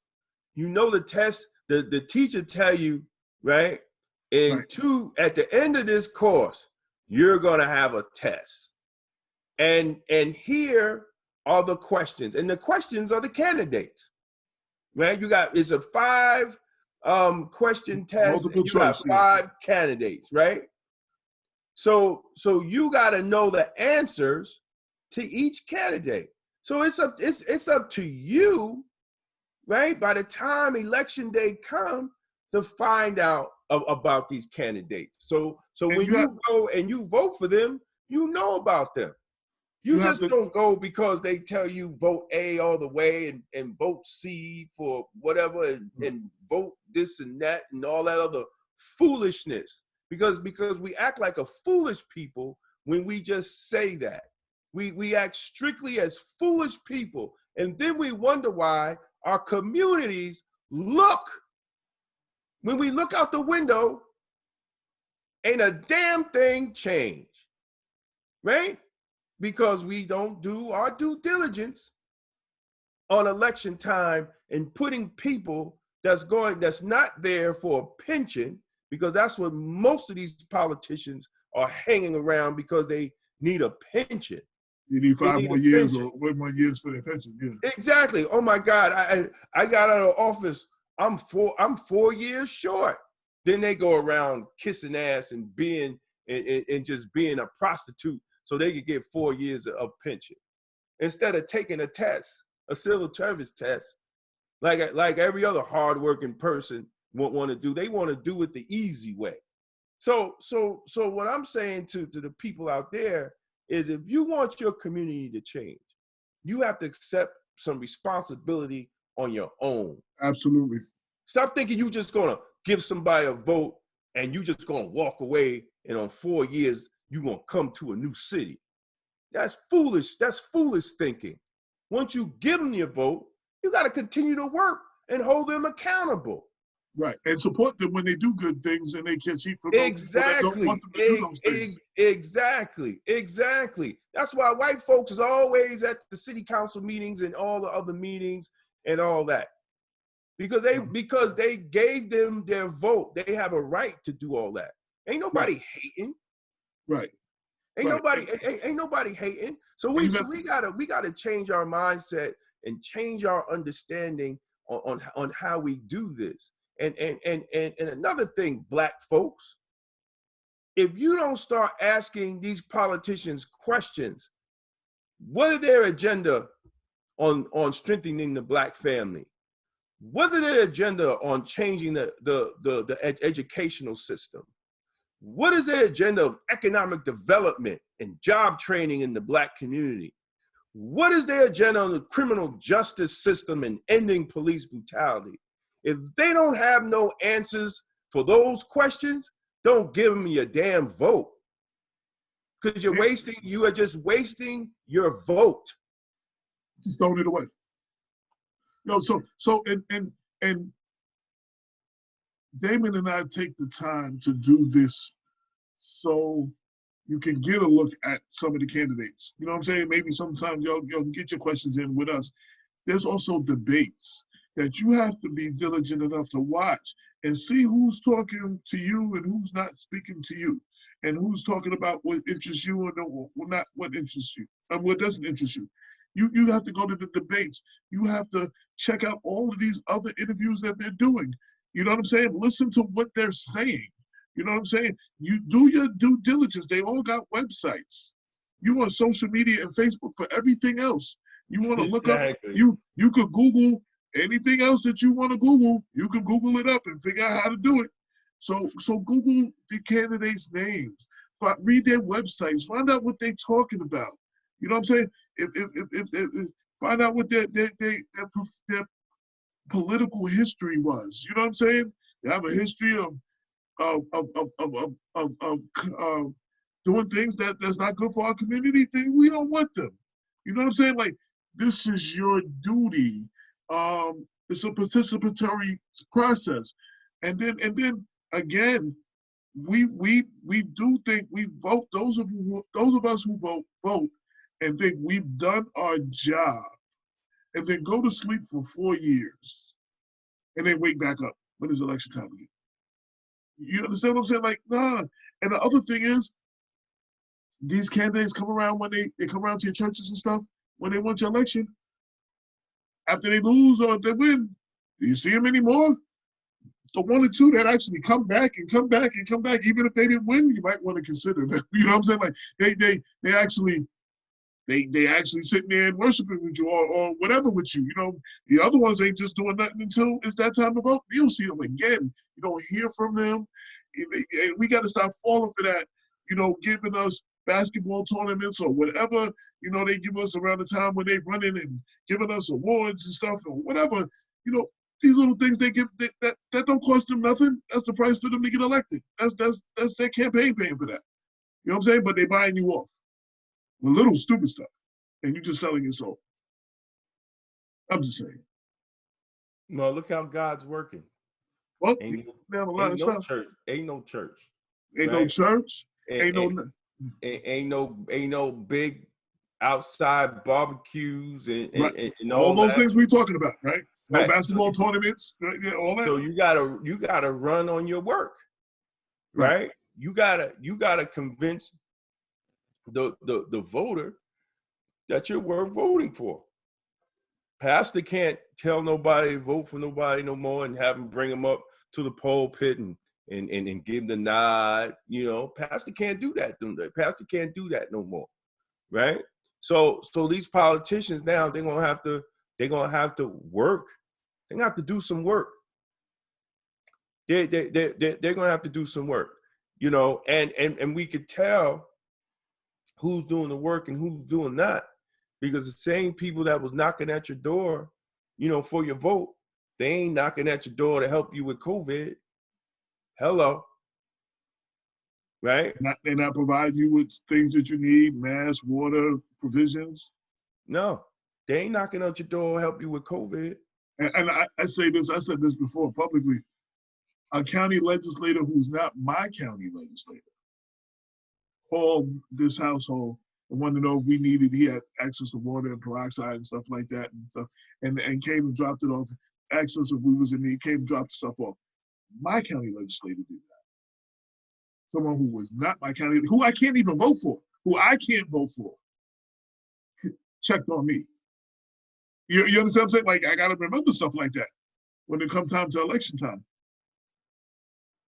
Mm-hmm. Hey, Dwayne says these politicians aren't going to really work for the vote, or they just don't get voted in if they don't work. It's going to have to be a new normal, right? It's going to have to be a new normal, and we have to think differently, you know, in this new normal. Whatever is, I mean, it is what it is. You got to step our game up. It is. We have to step our game up. Yeah. If you want the elected officials and the politicians to care about your community, you have to care more about your community. What are you willing to do for your community? What are you willing to do to fight for your community, to demand for what you need? What are you willing to do? Because ain't nobody going to do it for you. I mean, we keep having that conversation. Nobody's going to do it for you. Nothing we have ever got was given to us because it was the right thing to do. You understand what I'm saying? Like, we put pressure on them, and you put pressure on them, and eventually they just give it to you. You know, they some things that you get. Some things we still ain't get justice, freedom, quality, and just freedom, quality. We ain't getting none of that yet. But we gotta demand what we want. So for everyone listening, what are you? Asha Castleberry Hernandez is tuned in. Hey, Asha, condolences. Our condolences. We said it earlier, but since you're on and you're tuned in, we want to say it so you can hear us. I reached out to you on Twitter. Our condolences to your grandfather and your grandfather's son. Our prayers are with you, and I just wanted you to know. So I see that you're tuned in. Yeah, so I just wanted to stop. But what are you prepared to do for what you want? Because ain't nobody giving you nothing. You understand what I'm saying? And that's the bottom line. We can't expect. She said, "Thank you so much." Yeah. So FUBU for us by us. But that's what it's got to be. And we got to support those of us who are stepping out, who are speaking up, who are representing us properly. We play hater. We don't do nothing to support them either. And you're going to have nobody speaking up for you if you ain't going to support them. You know what I'm saying? Like, for elected officials to do some of the things that we need done, they have to go up against systematic racism and structures that are already in place. Why are they going to sign on to do all of that and you don't care? Right. Why are they going to do it for you? You not fighting. Why are they going to fight for you for something you ain't fighting for yourself? You ain't even willing to fight for yourself. Exactly. I'm just saying. So, exactly. You know, so radio host riding with Black Press and an owner to make service. You're doing something with your rights. Blacks had the right for all the thing the Blacks ate now. Okay, I got lost in the comment, but thank you for your comment. Yo, we coming to the close of the show. We on from 6 to 8. We had another candidate on today. Yes, Yasmin Hurston in Harlem is fighting for us. Shout out to her. We had her and her son on recently. I'm familiar with her, and she's also wrote some columns for Black Westchester. We're going to continue to get these candidates in, and it's up to y'all to watch these interviews and see what they're talking about, and make these decisions at election time. We have to stop giving away our vote. We have to stop waiting for a savior to come into our community and save us. You have to We have to stop waiting for that savior that we think is going to come in our community and save us from everything that's wrong in our community. There's no one elected official we can put in that is going to save us. We're going to have to be in the process of saving ourselves. Absolutely. I mean, that's all I keep saying. Absolutely. Absolutely. I guess we got policing in the Black community. Part 3. Yeah, part 3. If you missed part 1 and 2, they're on blackwestchester.com. We just had 2 this Friday. I gotta do that fly over. I saw a mistake. Yeah, we did part 2 Friday, yeah. and we did part 1 a couple weeks ago, and we have part 3 coming up Friday, June 5th. Very good conversation panels with some real people in law enforcement, speaking like you ain't never heard them speak before, and you may never see others speak like that again. But it's definitely catching on because more and more people want to get involved now. You know what I'm saying? Like from the first one, yeah. Other people. So it's definitely something to just check out, and the youth need to see that. You need to share that video with some young folks. Yeah. So we got part 3, June 5th, June 12th. We got the legendary radio host Bob Law. Absolutely. June 12th, and there's some other people just trying to. I'm still putting together the New Rochelle. It's going to be one of these upcoming Mondays, Modern Day Hero Mondays. Some unsung heroes from New Rochelle. I haven't selected. We're just trying to pick the date. So it's going to be one of these next Mondays. You'll see flyers on that. Check out the story again. Thank you to Cynthia for her article on the thing that's catching these kids out there right now. What's it called? Hold on. I want to have the right name for it. But we have definitely had one case in Mount Vernon. We had 2 deaths in Westchester. And yeah, here it goes. The multi-system inflammatory syndrome in children. This thing, I don't know if y'all been paying attention to the news. Your kids is getting it right now. And it's in connection with COVID, and kids is dying around the country. And the one thing they said is if some of the symptoms, seek care immediately if your child has prolonged fever, more than 5 days, difficult feeding, infants, or too sick to drink fluids, severe abdominal pain, diarrhea, or vomiting, change in skin color, becoming pale, patchy, or blue, trouble breathing or breathing very quickly, racing heart or chest pains, or decreased amount or frequency of urine, and irritability and confusion. So those are some of the symptoms. Check out the editorial Cynthia wrote. It's titled, "Mommy, I Do Not Feel Well, Multi-System Inflammatory Syndrome in Children, Cases in Westchester." Again, Cuomo announced 2 people that had died in Westchester, and Cynthia covered one young man, Jordan Hutchins, who's got affected and got affected in Mount Vernon. And on top of that, check out the other piece. She did we have another piece up about the brother and sister who have filed a civil rights suit against Mamaroneck School District. Just, definitely read that. They're on blackwestchester.com. And if you can subscribe, then you can catch all the stories as they come out. That's it for me. Anything else? 1 second, brother. I was just sending Maxwell a couple of articles. Yeah, that's it, man. That's it. I was looking to see if we addressed most of the comments. If we didn't address your comment, please forgive us. But shout out again to Asha. I see she's tuned in. Michael Bullock, Dwayne Van Norden. My brother Dwayne. Yeah, so Luis Cherico. Dylan, now I'm not sure how to pronounce your last name. Basescu. Thank you for tuning in.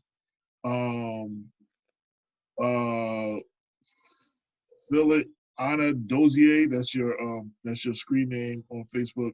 Thank you for tuning in. Forgive me. McNown Solomon, and I'm sure I mispronounced your first name. I can call you Mini Solomon. Okay. Thank you for tuning in. Charmin Leon Evans, she will be on Policing the Black Community Part 3 on June 5th. She's from Cleveland. She's tuned in.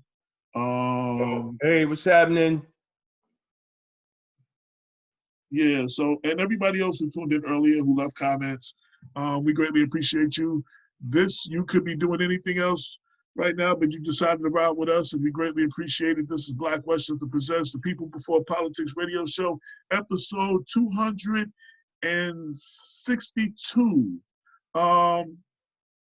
Wow, 262. That 300 mark is coming up soon. Coming up on the 6-year anniversary of BlackWestchester.com and People Before Politics. Doing this since 2014, giving you real talk for the community and news with the Black point of view since 2014. Until next time, peace. Peace. And